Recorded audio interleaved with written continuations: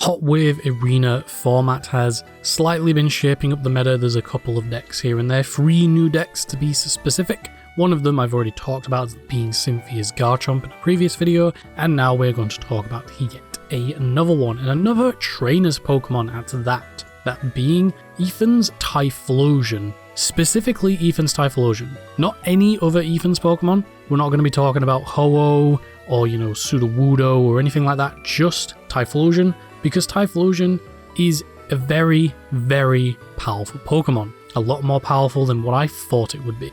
So Ethan's Typhlosion is a 170 HP Fire-type Pokemon with 2 attacks. Its first attack, Body Blast, does 40 damage, but it also does an additional 60 more damage for each copy of Ethan's Adventure in your discard pile, and then its second attack does 160 damage for 2 fire and a colorless, but the first attack is just that much better. Ethan's Adventure is a supporter card that lets you search your deck for up to 3 in any combination of Ethan's Pokemon and basic fire energy and put them into your hand. So it's basically the deck's search card, but it can also search out energy if you really want to.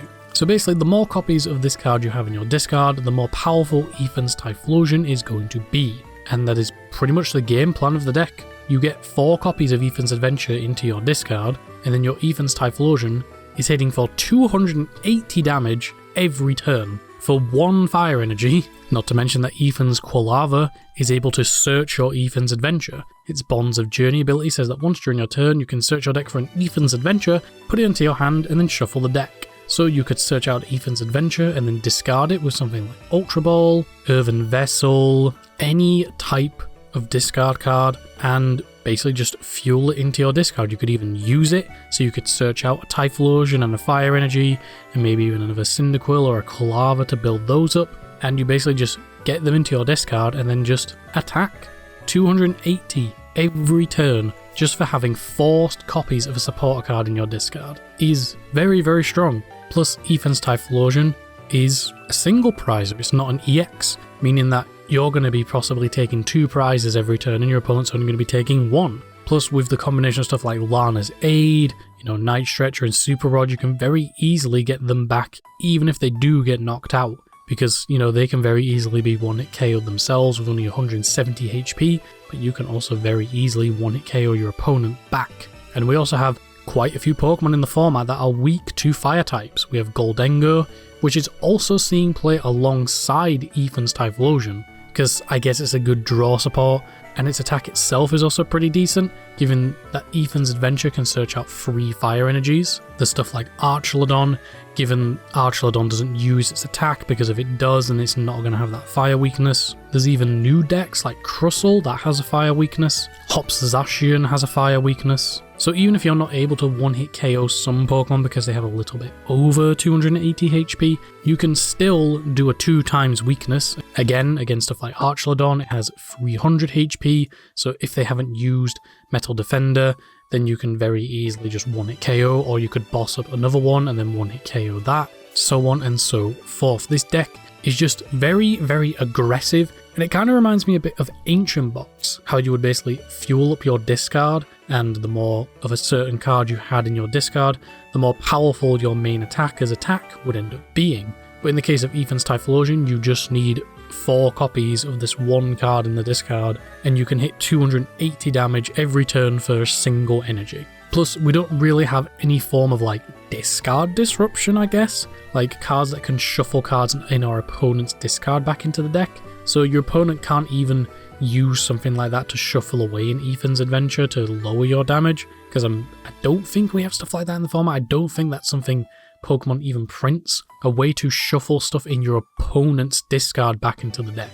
So Ethan's Typhlosion is just free to just attack for 280 damage every turn. I can't stress that enough. 280 damage for 1 energy just for having 4 copies of a supporter card in your discard. That's it. That's all you need. 4 copies of Ethan's Adventure in the discard and you can hit 280 damage for 1 energy. That's it. It's incredibly, incredibly powerful. And with the help of other types of Pokemon, you can just pick apart your opponent's bench with something like Dusknoir. Some deck lists have been playing Monkey Dory. Against a lot of deck lists have been playing Goldengo, I guess, as a form of draw support, and again its attack is also very, very good.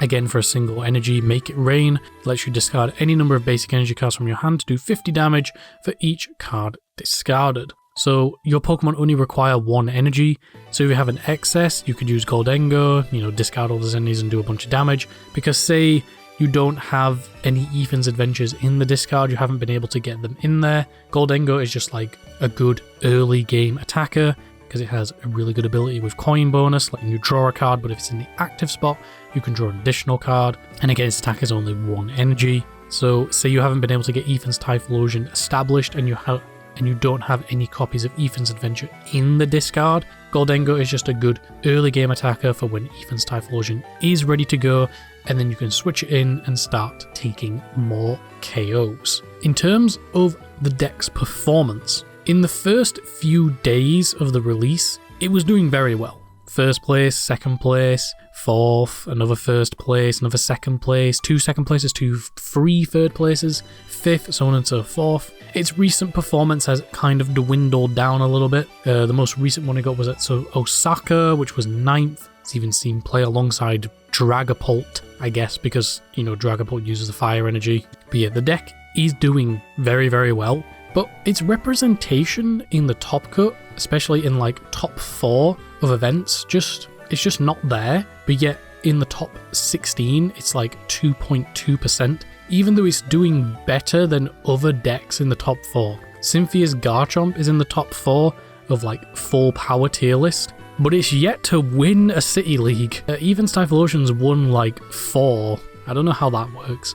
Maybe this hasn't been updated yet. I don't know, PokeCar maybe just haven't updated the site yet. But the deck's representation currently is 2.2%, but I imagine that will only increase over time, as again we are only into the first couple of days, the first week of Hot Air Arena being out in Japan, so there's always room for experimentation, and maybe people will find counters towards this deck, because a very easy counter is just knocking out the Cyndaquils and Quillavas. Quilava does have 100 HP, so stuff like Ensdamantan can't easily one-hit KO 2 of them, so that's a little bonus. And Ethan's Typhlosion does have like a respectable 170, so Dusknoir isn't able to one-hit KO it, but again, if you Dusknoir and then like hit with Dragapult and put 40 on it, that's a knockout. So the deck does have its strengths of being able to hit huge damage, but it is a stage 2 evolution, so it obviously will take time to go into.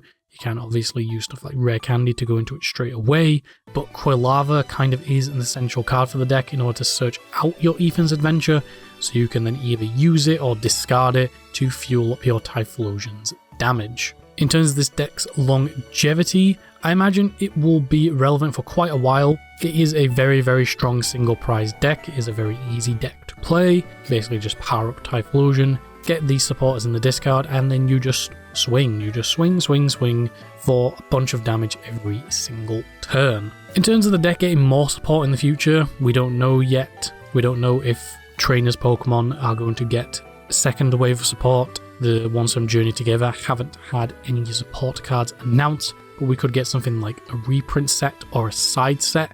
We are getting like a black and white set, so maybe there could be some more ends cards in there. We could get maybe a gold and silver set. There could be some more Ethan's cards in there. We don't know just yet. But for the time being, this deck is doing pretty well, and it's all up in the air if it will do even better as the weeks go on. But again, that's all up in the air. People could adapt to the deck, learn how to play around it, learn how to disrupt it, and it could fall off, or it could climb its way up as the deck itself adapts to the other decks in the format and learns how to beat and counter those ones. And that is it for this video. Let me know your thoughts in the comments what you think about Ethan's Typhlosion. Are you going to be picking this deck up? Do you think this deck will be the next best single prize deck? Because we don't really have any single prize decks in the format. It's all EXs. There is no single prize deck. So I guess maybe Frostlass, but Frostlass is kind of like a rogue deck at the moment. Are you going to be picking this deck up? Are you interested in this deck? So on and so forth. Make sure to like, comment and subscribe, all of that nonsense there. We'll see you in the next video, whatever that may be. Take care.